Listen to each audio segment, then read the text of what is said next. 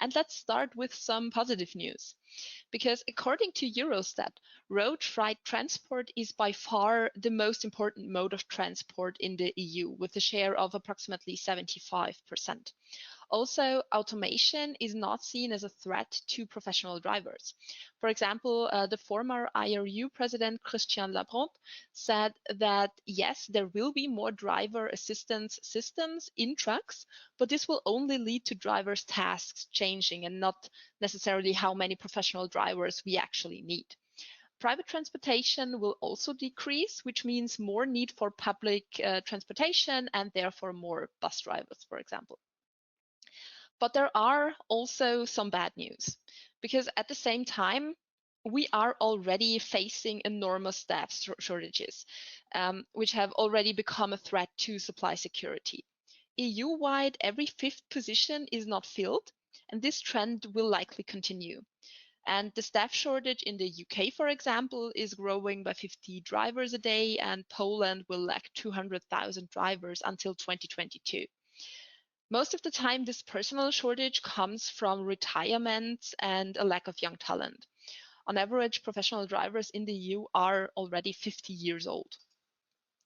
The EU is already responding to this problem by, among other things, harmonizing and modernizing laws across the EU with regulations on the recruitment and training of personnel.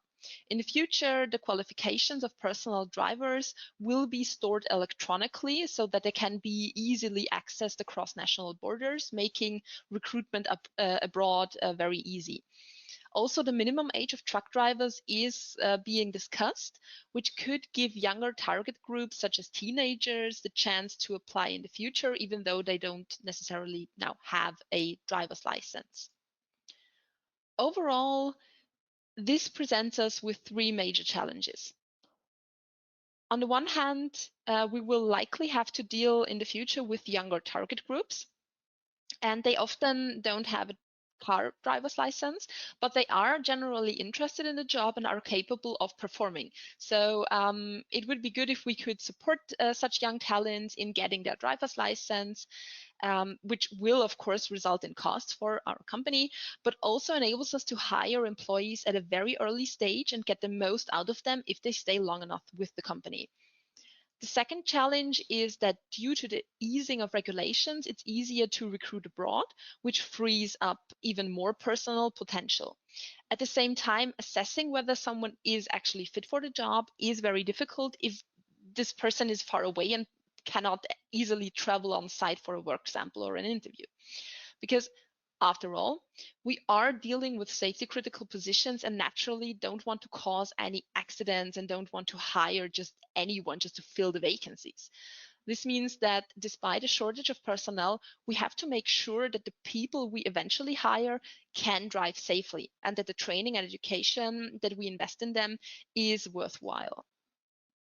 Many corporations tackle these challenges with a combination of a CV screening, online interview, and on-site testing, currently under strict conditions because of the COVID-19 crisis. But all of these steps are quite labor-intensive and require a lot of HR personnel.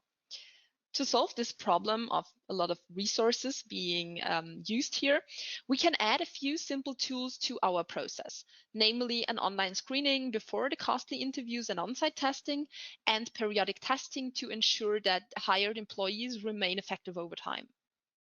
And yeah, these are exactly the 2 points that we will be discussing in detail today. Let's start first with the online screening. An online screening is generally a very cost-effective, cost-efficient method for identifying unsuitable applicants early in the recruiting process. Let's assume we have a large number of applicants. Without an online screening, we would need to do an interview or an on-site testing with almost all of them. Even if we do a CV analysis before the interview and exclude some of the applicants, recruiters usually still end up with large numbers of people that fit the broad demographic or educational criteria for a certain job position. What happens is that we test and interview a lot of people which are unsuitable, but only find out that they are unsuitable after these costly face-to-face steps. And only then we end up with the suitable applicants and later on employees. This, of course, results in unnecessary costs, not only for the recruiter, but sometimes even for the applicants who need to travel to the testing site, for example. However, with an online screening, we can identify most of these unsuited applicants before we conduct the cost-intensive interviews and on-site tests. This results in an overall lower number of interviews and on-site tests without compromising on the number of quality, on the number or the quality of the selected applicants at the end of the process. However, for this to work, we need to test those abilities and personality traits that are actually relevant to the safety critical roles. Unfortunately, there are no uniform standards in Europe, but even though legislation across the world kind of reads differently, there are many abilities that occur consistently, which is concentration, orientation, attention, reaction ability, and stress tolerance. The reason why legislative texts, different as they may be, often are based on kind of the same concept is because they heavily rely on similar or even oftentimes the same theoretical scientific models. In the case of professional drivers, we mostly work with the GDE matrix, which is the goals for driver education, which is a hierarchical model with 4 levels. The bottom level, level 1, the broadest one, represents the most basic level and is essentially about mastering the vehicle. Here, the focus is predominantly on basic performance characteristics such as concentration or responsiveness. Level 2 is the more practical skills in various, often very hectic traffic situations like intersections. And this level requires more complex abilities like gaining an overview and resilience or stress tolerance. Level 3 involves the critical decision making during and before the journey, for example, when planning routes. This is more about understanding and analyzing different traffic situations than it is about maneuvering the vehicle. And this is why this level primarily requires more complex abilities such as logical reasoning. And the top level deals with the individual driver characteristics that have an influence on safe driving behavior and thus on the frequency of accidents, which is, for example, if you are risk avoidant or if you are more prone to taking risks. This model takes a broader view and expands the legal texts. These additional dimensions are also the ones that can best predict whether a person can be trained and educated successfully, regardless of if they are a professional driver or a white-collar worker, because it's very broad abilities, which makes them especially important when we consider investing resources in younger drivers and support them in getting their driver's license. A few of those requirements that you can see here can be tested online very well, which is concentration, logical reasoning, and the personality factors. And you can do this with our safety screening SAFESC. SAFESC consists of 3 different tests. That is the inventory for testing cognitive abilities, INT, the attention and concentration test, TACO, and optionally the Big 5 structure inventory, BFSI. INT is a matrices test to measure logical reasoning. This test involves finding the one figure that does not follow the rules of the other figures, so a basic matrices test. INT is adaptive, which means that everyone gets different tasks according to their ability levels, and the tasks are pulled from a very large pool of tasks.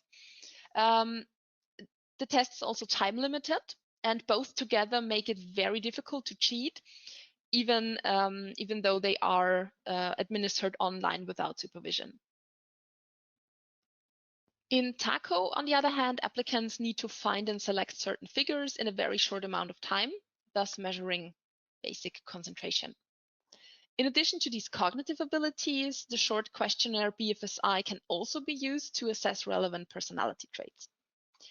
Applicants can complete all of these tests in around 25 minutes, and all they need is a stable internet connection and any normal internet browser.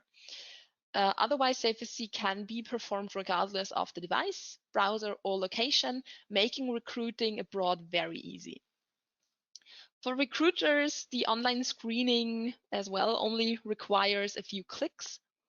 Our test platform, the Vienna test system, just requires recruiters to enter the person data, click on the invite button, and then the link is sent out automatically to the applicants.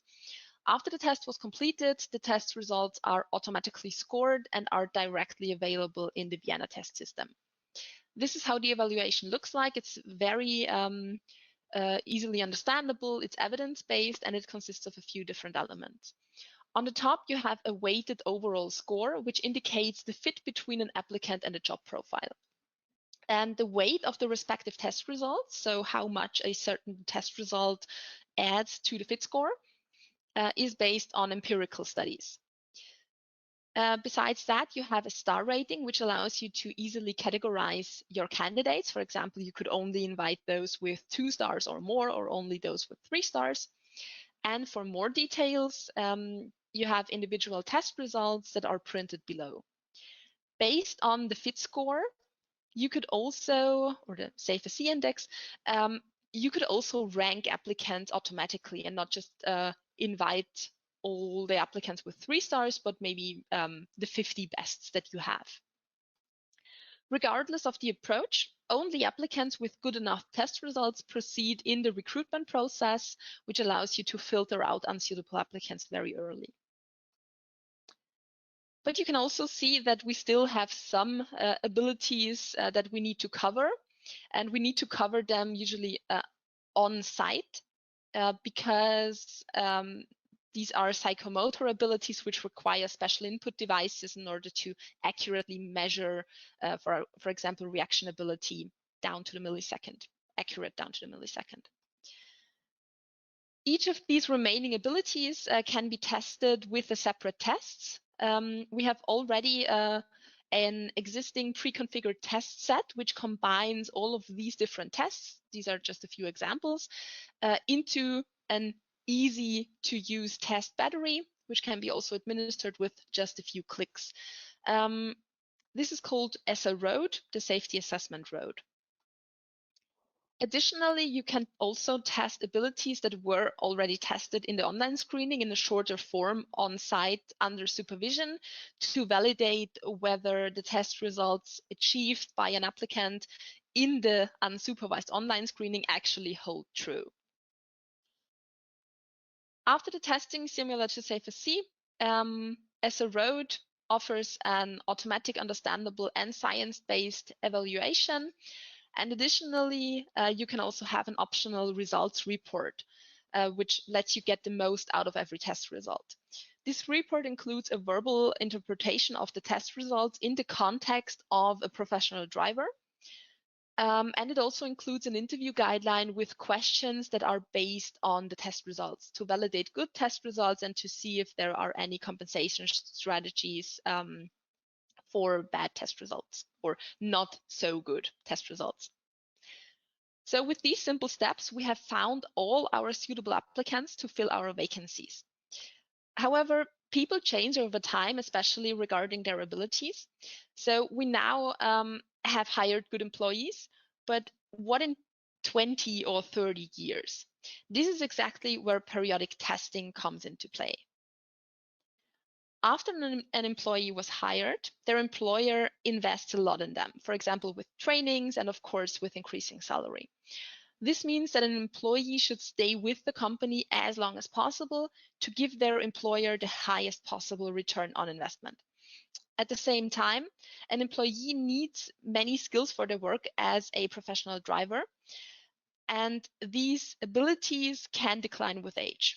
For example, psychomotor skills such as reaction time and eye-hand coordination are particularly affected by such age-related declines. So the longer an employee stays with the company, the higher the risk that their skills will decline too much to continue for them to work safely. At first glance, these two aspects seem to be in tension, but they don't have to be. This is where periodic testing comes into play. We can, for example, continuously review the performance of an employee by regularly administering psychomotor psychometric tests, for example, every 2 years, every 5 years. If the test results remain within the normal range, then the employee can continue to work as usual and everything is fine. If, on the other hand, deficits become apparent, measures can be taken immediately. This doesn't mean firing an employee, of course. If beginning deficits are noticed at a very early stage, the relevant skills can be trained, for example, with cognitive training. Cognitive training was, of course, originally intended for cognitively impaired patients, but studies consistently show that it also works very well on healthy people. Alternatively, if employees have deficits that pose an actual safety risk and are just too much, these employees also don't need to be fired, but could be transferred to other positions, for example, training managers, which not only ensures the safety within the company, but also makes maximum use of the existing knowledge and multiplies it internally. The good thing about periodic testing is that there are months or even years between the periodic test sessions, so the same tests as for the selection can be used for this purpose. So with just these 2 additional steps, we now have a very well-rounded, efficient personnel process from the application to the retirement, which allows us to get the most out of every application and every professional drivers. And as our personnel process comes to an end, it also simultaneously brings our webinar for today to a close. Thank you very much